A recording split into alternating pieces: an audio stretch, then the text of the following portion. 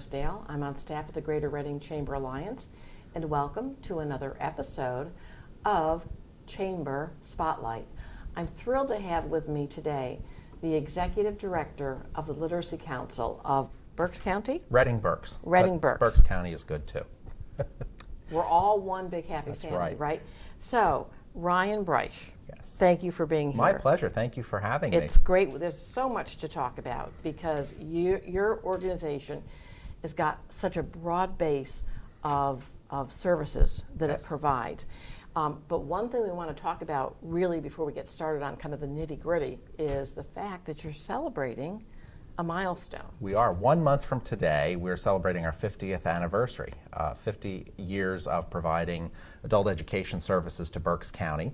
And we have been doing that in downtown Reading and out in West Lawn and in multiple places throughout the community, as I said, for 50 years. 50 years. That So- really is. And I've been there for 25 of those 50 years. So you kind of grew up there. Yes, You very much so, yes, and that's the truth. Yes, which is wonderful to have that legacy Yes. and to have that historical knowledge and behind you, so that you really are a part of the fabric and the fiber of Very the much Literacy so. Council. So 50 years, you're going to have a celebration dinner. Yes, we are. And that is, because I know I'm going, but I don't know where it is. It's going to be at the Doubletree Hotel. Doubletree, okay. And it will be on Thursday evening, October the 15th. And we're going to Wonderful. have two great guest speakers. Jim Meal, who is an economist, is going to speak about how literacy affects the economy.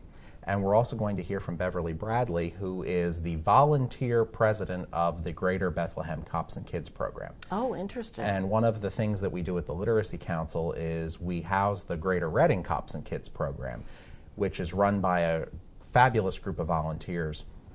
And she is going to speak about the impact that the Bethlehem Cops and Kids program has had.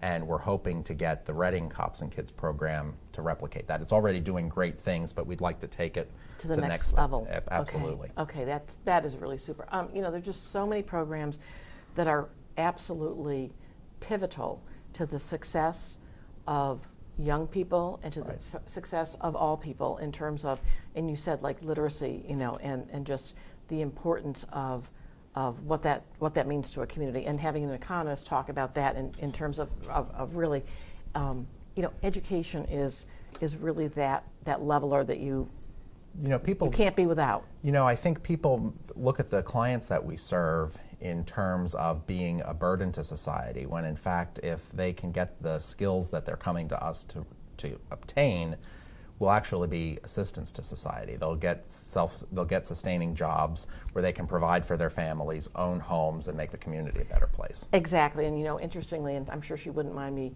dropping her name, but I just had lunch with Dr. Susan Looney Yes. from RAC, and we talked about the community college model and how important it is to have a community college in a community. Yes. And and the fact that those that are going through, however it's afforded, is beneficial to every community, because then on the other side you've got a person who becomes part of society. Right. And we're a great partner with Reading Area Community College. They have an adult literacy program at RAC, and we have been partners with them for over 20 years. That's great. Providing the same types of services. 90,000 Sure. adults here in Berks County are in need of these services, whether it's English as a second language, getting a high school diploma, just building basic skills. And the Literacy Council certainly can't serve 90,000 people. And you know what? So that number right there is something. Ryan, 90,000. 90,000, and we have a population in our county of what? About 420,000. I was going to say 400 and something. We've got a lot of work to do. Yes. And quite frankly, we talked a little bit before the segment about workforce development, and we will get into that. But I think it's everybody's responsibility to think about the fact that we want our community to be better. Yes. We think we live in a great community. I'm not We from do. here, and when we came to Berks County, we felt that there was something special about this place. And I just There heard is. this from someone else just recently, and I said, you know what it is? It's the sense of community. It's the sense of belonging and the sense of community. And that that should be for everyone. That's really something that should be shared with everyone. Yeah, I agree. So I won't proselytize anymore. I'll just but I'm so That's happy quite all right. that you and we've done some work very closely with the Literacy Council. And so talk a little bit about when because we jumped to this topic of workforce. Yes. And workforce development or workforce is just so broad.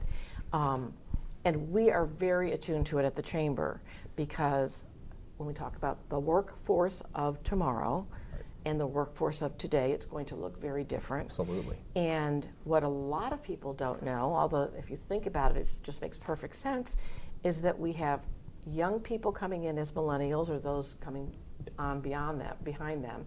And we have the baby boomers retiring, and just the population demographics tell us there are more of us that will be retiring than them coming forward. So we have to make sure that all people have an opportunity to use the talent that they've been given by, Exactly. Whatever you want to call it, a god or whatever, So talk about it. Well, we are very happy with our partnership with the Chamber.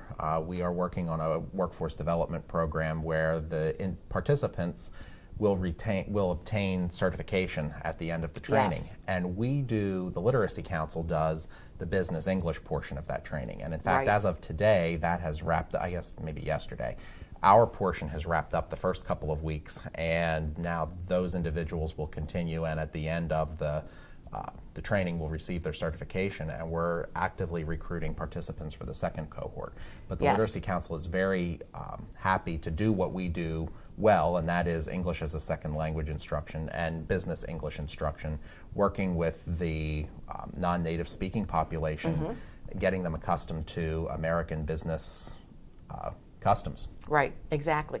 It's so important because, quite frankly, and this is one reason why I've had conversation and been involved with your staff as well, because through Women to Women, Right. we have a Latina initiative, and last year we spent a lot of time going to many of, whether it be churches or schools or the library or wherever there was an English as a second language Yes. class, where we could talk particularly to women about what we do for Latina women professionally, which is a program that happens once a month on a Thursday evening called De Mujer a Mujer.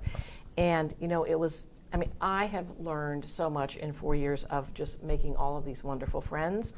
And frankly, people who may look different or speak differently than we do want the same things for themselves, their children, their grandchildren, et cetera. And it's just the opening the door to give them the tools, and then it's like, watch it happen. Well, and we have had the fortunate opportunity to be working in the community through our English Forward program, which trains Yes. instructors Right. to go out into the community and host English as a second language classes in these churches, libraries, community organizations, and that helps toward that 90,000 that I referenced earlier. Sure. We have, I call them satellite classes. We have 17 of them throughout Berks County, and they are affiliated with the Literacy Council. Those volunteer tutors received their training through our English Forward program and are now able to provide services that we would not have been able to provide because we didn't have the resources to be able to do it. That's amazing. One thing that I'd like to talk to you about in terms of, and I'm excited to go to your dinner, because you're going to have an economist there, going to talk about the fact of how important literacy is to the economy. Yes. And then also the woman who's going to come from Bethlehem and talk about the Cops and Kids program, which you're doing already. And we talked a little bit about the fact that our Literacy Council here in Reading and Berks County, you really are kind of the on the cutting edge in terms of a lot of the programming that you do. I always view it that way.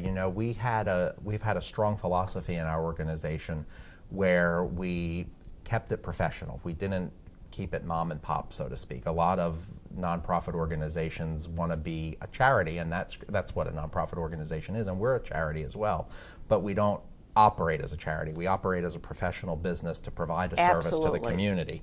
And so we've been staying on top of what's coming next. Sure. And through our affiliations with professional associations that work with adult literacy, we've been able to keep up with the change. And so when new standards are coming in that we have to beef up our instruction, we're able to flow right along with it because we're keeping on top of that. We try not to have the philosophy, and it's hard sometimes, but we try not to have the philosophy of, well, this isn't the way we did it before. We want to keep doing it this way. But by the same token, we don't change just to change either. No. So, but things are changing, and there is, we talk about it in business. There's a lot of disruption, and that's what I just talked about with, the millennials and generations coming behind them, and how business will look different.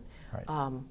The other thing that I really would like our guests who are listening to know, and this was very, very interesting because as I talked to your folks about volunteerism, yes. A lot of people think either, first of all, there's all kinds of languages. You're sitting in a room, you have people who are French speaking, you have people who are Spanish speaking, and maybe there's a lot of different dialects of Spanish. They may be, oh my gosh. Even with French, Creole, it could be Italian, right, Polish, exactly, German. Exactly. And the key is the fact that your curriculum and that which, in the way in which you teach and train your volunteers is English only. English yes. only. English only. Right. So it really almost.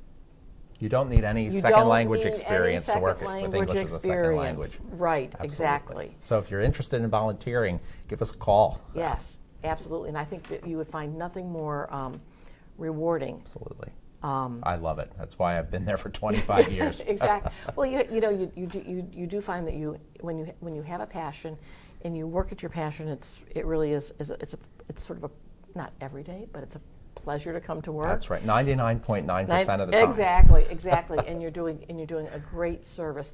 And our community is changing. Yes. It is. And we need to embrace that, and we need to see all the talent, the potential talent that we have in our community, because we have great companies that need that talent. That's exactly So now right. what we need to do is prepare that talent to go work in these great companies. And we're seeing that talent coming to our program to get assistance. So yeah, so it's exciting. I'm sure you have is. so many stories that you could tell. I could be here all day and all day tomorrow.